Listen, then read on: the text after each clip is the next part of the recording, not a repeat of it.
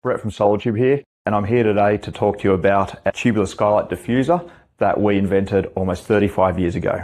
This is on the original tubular skylight. I have two sizes here.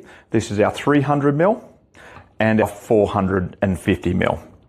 These sizes can be easily worked out by taking a measuring tape and measuring from one side to the other.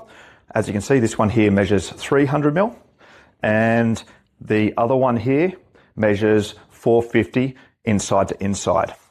As you can see here, it has 3 tabs along the inside. Alternatively, we do have a newer upgraded version. Remember, this one was invented 35 years ago. We came out with this option about 5 years later, and this is a slimline version. Now, it does look a lot neater on the ceiling, and it clips on exactly the same way with 3 tabs along the inside, and that will fit on your original ceiling diffuser as well. Comes in both sizes, your 300 and your 450 size. Now, just on these diffusers, they are generally about 50mm above the size of the actual tube. So if you measure the tube size, you'll have a 250mm and a 400mm. But remember, the diffusers themselves, 300 and 450.